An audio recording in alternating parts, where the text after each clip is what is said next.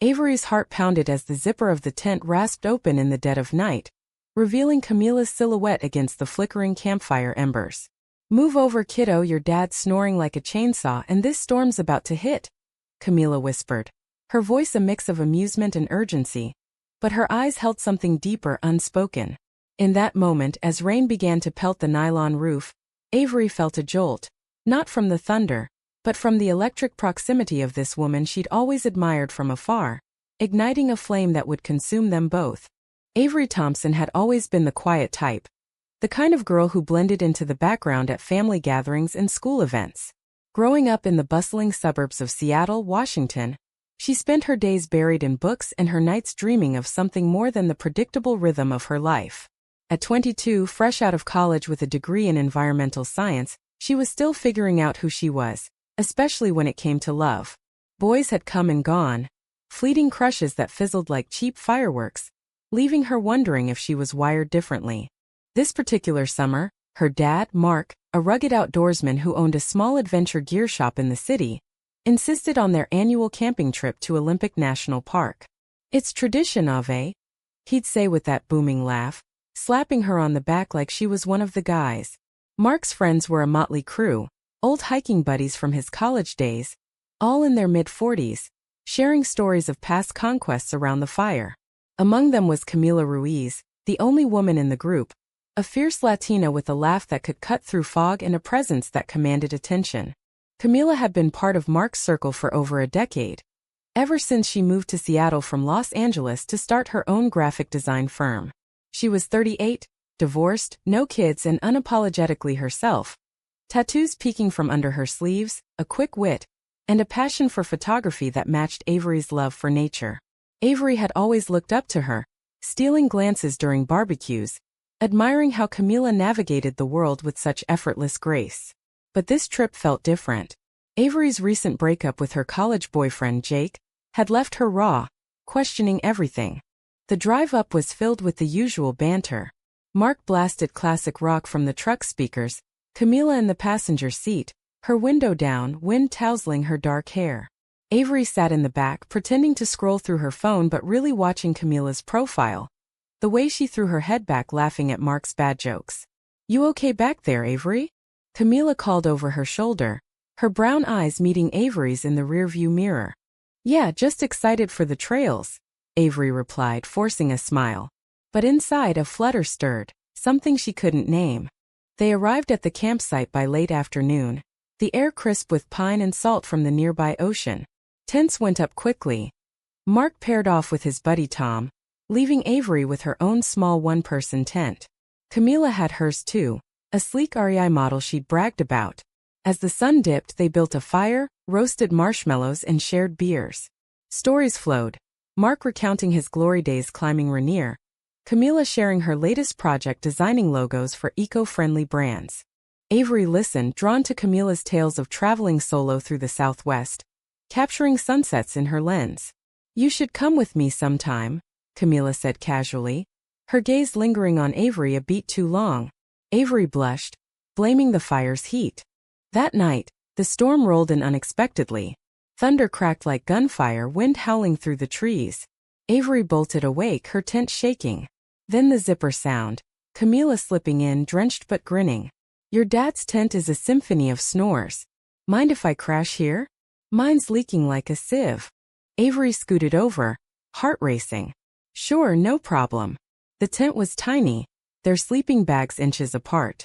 Rain drummed steadily as they lay there, the silence thick. "Can't sleep?" Camila asked softly. "Nope. Storms freak me out a bit." "Me too sometimes. But they're kinda beautiful, right? Cleansing." They talked, whispers turning into confessions. Avery shared her breakup, how Jake had cheated, leaving her doubting her worth. Camila opened up about her divorce, how her ex-husband couldn't handle her independence. "I realized I was living someone else's life," she said. "Now I'm just me." As lightning flashed, illuminating their faces, Avery felt seen, truly seen for the first time. Their hands brushed accidentally, and neither pulled away. By dawn, the storm had passed, but something new had begun. The next day, the group hiked to Solduc Falls, mist rising from the Cascades. Avery and Camila lagged behind, talking about everything. Dreams, fears, favorite books. Camila's camera clicked away, capturing Avery mid-laugh. "You're photogenic," she teased. Avery felt a pull, magnetic and terrifying. Was this attraction? She'd never felt this way about a woman before. But Camila was her dad's friend off-limits. That evening around the fire, Mark noticed. "You two are thick as thieves," he joked. Avery laughed it off, but inside guilt gnawed. As night fell, Camila returned to Avery's tent, citing the leak as excuse. They talked until sunrise, sharing secrets. Avery confessed her confusion about her sexuality. "I've always felt different." Camila's voice was gentle. "It's okay to explore, Avery. Life's too short for boxes." Their fingers intertwined, a simple touch that sent sparks. No more, but it was enough to shift the world. On the third day, tension built. During a swim in the lake, their eyes met across the water, unspoken words hanging. Back at camp, a heated argument erupted when Tom made a crude joke about chicks in the woods. Camila shut him down fiercely, defending women's strength. Avery watched in awe. That night, in the tent, emotions spilled. "I think I'm falling for you," Avery whispered, voice trembling. Camila paused, then cupped Avery's face. "Me too. But this is complicated." They shared a kiss, soft, tentative, filled with promise. The world outside faded. The kiss lingered in Avery's mind like a forbidden melody, replaying through the rustle of leaves and the crackle of the morning fire. She woke to Camila's steady breathing beside her, the older woman's arm draped casually over the sleeping bag barrier they'd unspokenly maintained. Panic set in. What had they done? Mark was just outside, flipping pancakes on the camp stove, oblivious. "Morning, sleepyheads," he bellowed as they emerged, tousled and avoiding eye contact. Camila played it cool, grabbing coffee with a wink at Avery that made her stomach flip. The day unfolded with a group hike to Hurricane Ridge, vistas of snow-capped peaks stretching endlessly. Avery and Camila found moments alone, brushing hands on the trail, sharing water bottles, stolen glances that spoke volumes. But doubt crept in. Camila was 16 years older, established, while Avery was adrift. And Mark, how would he react? He adored Camila like a sister. Betrayal loomed large. Back at camp, as the sun set in a blaze of orange, the group played cards. Laughter echoed, but Avery's mind wandered. Camila's foot nudged hers under the picnic table, a secret code. Later in the tent they talked in hushed tones. "This feels right but scary," Avery admitted. Camila nodded. "I've never felt this way about someone so quickly. But we have to be careful. Your dad." They agreed to take it slow, exploring feelings without rushing. Nights became their sanctuary, conversations delving deeper. Camila shared her coming-out story, how she'd hidden her bisexuality during her marriage. "It nearly broke me," she said, tears glistening. Avery opened up about her fears of disappointing her family. "Dad's so traditional. What if he hates me?" "He loves you. Give him credit." Their bond grew, laced with romance. Camila teaching Avery to stargaze, pointing out constellations. Avery sharing playlists of indie folk songs that captured their mood. Mid-trip, conflict arose. During a bonfire, Mark announced a surprise. His old flame Sarah was joining them for the weekend.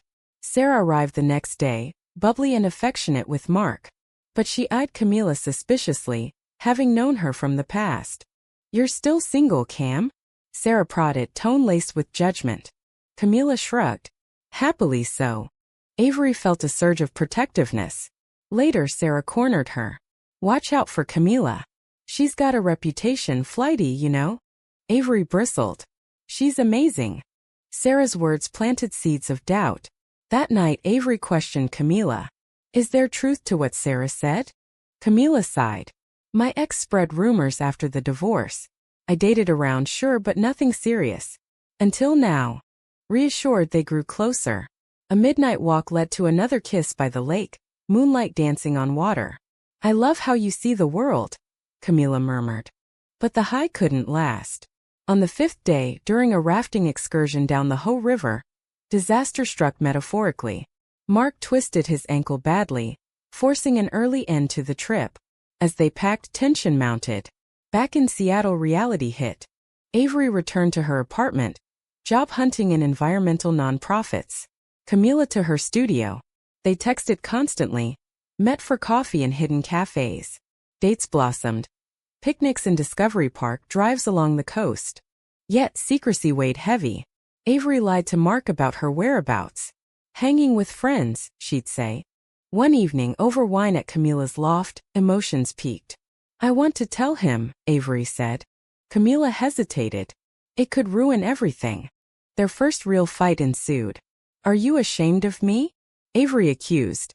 No. I'm scared of losing you and him. They reconciled with tears, holding each other through the night. But the crack had formed. Weeks passed, love deepening amid Seattle's rainy charm. They attended a pride event incognito, hands linked in the crowd. Avery felt alive, authentic. Then betrayal struck. Avery discovered old emails on Camila's computer. Flirty messages from an ex, recent. Just friends, Camila explained, but Avery felt gutted. Why keep them? I forgot. It's nothing. Trust fractured. Avery stormed out, ignoring calls. Days of silence. Avery confided in her best friend, Lena, who urged reconciliation. Love's messy avenue. Meanwhile, Mark noticed Avery's mood. What's eating you, kid? Nothing, Dad. But the dam broke when Mark invited Camila over for dinner. Avery arrived late, eyes red. Tension simmered. After, in the driveway, Camila pulled her aside. I messed up. Forgive me. Avery's heart ached. I need time. The separation was agony. Sleepless nights, unanswered texts. The void left by Camila consumed Avery like a Pacific Northwest fog, thick and unrelenting. She threw herself into work, landing a job at a local conservation group, mapping trails and advocating for wildlife. Days blurred into routines. Early runs along the Puget Sound, evenings with books that echoed her turmoil. But every sunset reminded her of campfire glows, every laugh of Camila's voice. Camila too struggled. Her design suffered, clients complaining of delays. She confided in a therapist, unpacking layers of fear. Abandonment from her divorce, hesitation with Avery's youth. I love her, she admitted. But am I ready? Mark, sensing discord, prodded Camila during a hike. You and Ave seem off. Spill. Camila deflected. Just life. But Mark wasn't fooled. He confronted Avery at home, over pizza. Camila's like family. What's going on? Avery's resolve crumbled. Tears flowed as she came out. Dad, I'm gay. And I'm in love with her. Mark's face paled, silence stretching. Then anger. Camila? My friend? How could she? It's mutual, Dad. Please understand. He stormed out, leaving Avery shattered. The fallout was swift. Mark called Camila, accusations flying. You betrayed me. She's a kid. Camila defended. She's an adult, Mark. We love each other. Love? This is sick. The rift deepened. Mark cut ties with Camila, forbidding Avery from seeing her. Choose her or family. Avery moved out temporarily, crashing with Lena. Heartbroken, she reached out to Camila. They met in a neutral park, rain drizzling. I can't lose you, Avery sobbed. Camila held her. We'll fight through this. But challenges mounted. Rumors spread in their social circle, Sarah fueling the fire. Camila's business dipped as clients whispered. Avery faced internal demons. Was this worth the pain? A therapy session helped. Love requires courage, her counselor said. They stole moments. Late-night drives to Mount Rainier where they first connected deeply. Under starry skies they reaffirmed vows. No matter what, Camila whispered. High drama peaked at a family gathering. Mark's birthday party. Avery attending alone. Tensions boiled when Camila showed uninvited, determined to talk. Mark, hear us out, she pleaded. He exploded. Get out. Avery intervened. Dad, this is who I am. Accept it or lose me. Mark's face twisted in pain. Hours later, alone with Avery, he broke. I don't understand, but I love you. Give me time. A fragile truce formed. Mark agreed to therapy, learning about LGBTQ+ issues. As months passed, healing began. Avery and Camila's relationship strengthened, built on resilience. They volunteered at pride events, supporting others. But another twist. Camila received a job offer in New York, her dream gig designing for a major firm. "Tell me to stay," she said. Avery hesitated. "I can't hold you back." Tears flowed. "Long distance. Or I come with you." The decision loomed, testing their bond. In a romantic gesture, Camila proposed a road trip, echoing their camping origins. They drove cross-country, tents in tow, camping under vast skies. Along Route 66, truths emerged. Camila confessed lingering fears. Avery admitted doubts. In the Grand Canyon, under a full moon, they recommitted. "Wherever you go, I go," Avery said. But betrayal's shadow returned. In Chicago, Camila ran into her ex, who stirred old flames via messages. Avery found out, confrontation ensuing. Why contact her? Closure. Nothing more. Trust rebuilt slowly with honesty. Arriving in New York, they faced the city's chaos. Avery adapted, finding work in urban ecology. Mark visited, tentative reconciliation. "I'm trying," he said, hugging Camila awkwardly. Their love, forged in fire, bloomed anew, deeper, wiser. New York City hit Avery like a whirlwind, skyscrapers towering like the ancient pines she'd left behind, but with honking taxis instead of bird calls.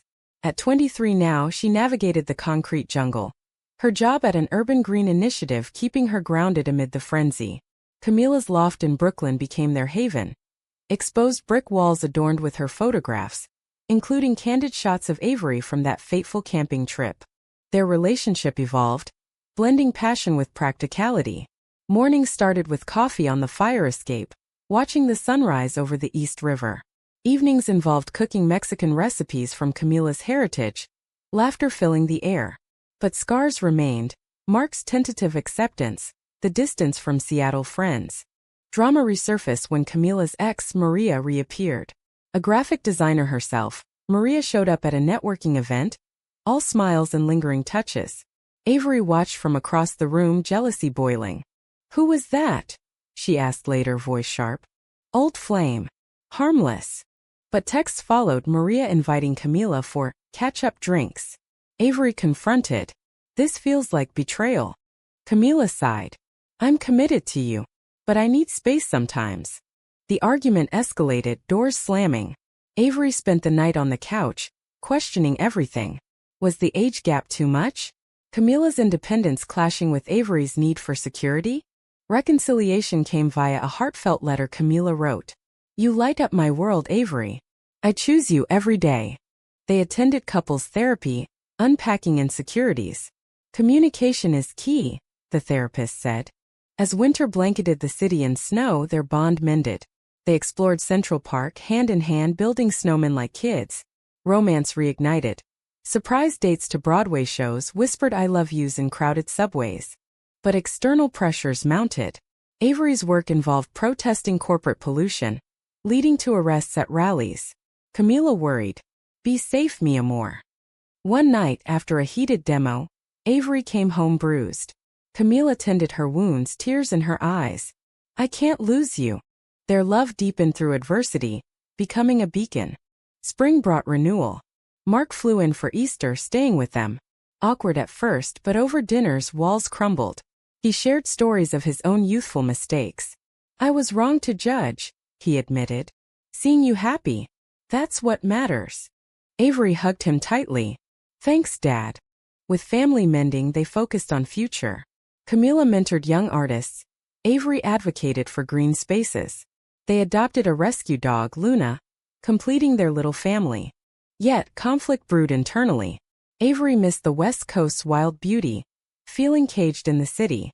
"I need nature," she confessed. Camila understood. "Let's compromise." They planned a move back to Seattle, Camila remote working. But before that, a grand gesture. Renewing their commitment in a private ceremony at Olympic National Park, where it all began. Friends gathered.